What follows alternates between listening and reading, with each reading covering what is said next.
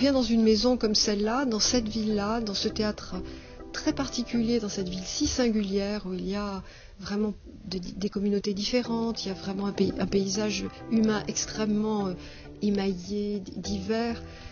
C'est vrai que ce soit consciemment et inconsciemment, mon cœur est allé vers des thématiques qui parlent très ouvertes. Vous posez une question qui est au fond une question culturelle. Et moi, je ne me la pose pas en ces termes-là, en fait. Je me pose toujours des questions artistiques. C'est-à-dire être au plus près de soi, dans une absolue sincérité artistique. Et il se trouve que ce qui est le plus proche de soi, le plus intime artistiquement, ce qui importe, c'est que cela devienne le plus universel possible et que cela touche le plus grand nombre. Mais on ne peut pas prendre le problème à l'envers, c'est-à-dire on va pas se dire je vais faire quelque chose pour le plus grand nombre. Au fond, quand on est dans une démarche artistique, on est au plus près de soi, de ses préoccupations, de quelque chose qui est brûlant, qui est intime et qu'il faut avoir à dire, qu'il faut dire.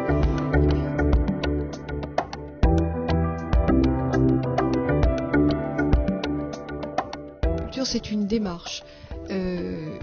Le théâtre, c'est un art. C'est un art qui se propose à chacun. C'est vrai que, bon, je repense, quand j'entends votre question, je pense immédiatement à Antoine Vitesse, que j'ai bien connu, qui disait l'élitisme pour tous. Mais c'est exactement ça, c'est-à-dire qu'on doit ouvrir les portes du théâtre.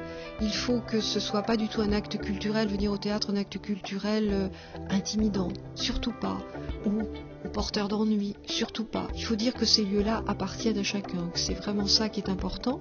Et en même temps, l'exigence, elle est là. L'élitisme, j'allais dire, il est chez les artistes. Il n'est pas dans le recrutement du public.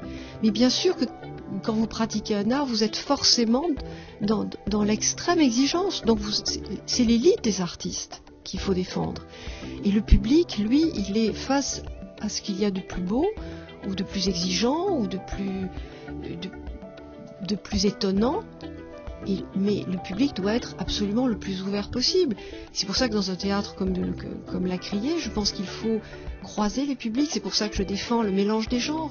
Évidemment que le socle reste le socle théâtral, mais qu'il faut que tous les genres soient représentés, parce que c'est la meilleure façon, non seulement d'inventer un public extrêmement prêt à l'étonnement, extrêmement curieux, mais surtout de brasser, de mêler les publics.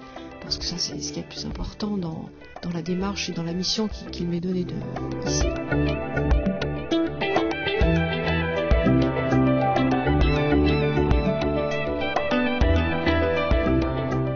J'ai pour mission, enfin c'est ce que je me donne, de représenter ici le paysage théâtral le plus large, le plus divers, avec des artistes extrêmement variés, avec des démarches artistiques très très contrastées. Et ça c'est très important. Et je pense que c'est comme ça aussi qu'on a le public le plus ouvert.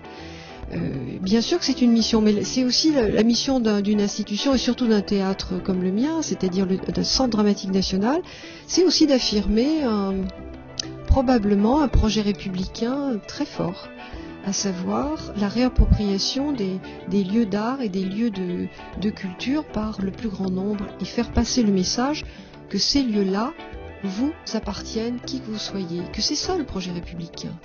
C'est que non seulement l'école appartienne à chacun, mais aussi le théâtre appartienne, le musée appartient à chacun, et que l'on en est responsable. On n'en est pas seulement des consommateurs.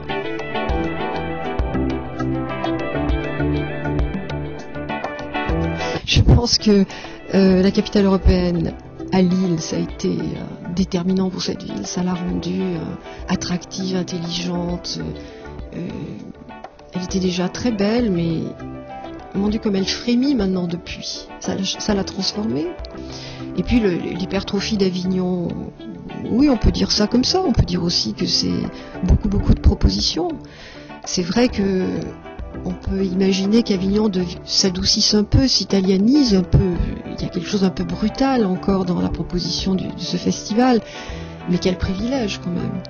Puis nous, on va tisser un lien très fort avec Avignon, entre La Criée et Avignon. J'espère que quelque chose va se mettre à exister de très fort, parce qu'on est dans la même région et qu'on a la même ambition de montrer les œuvres théâtrales les plus belles.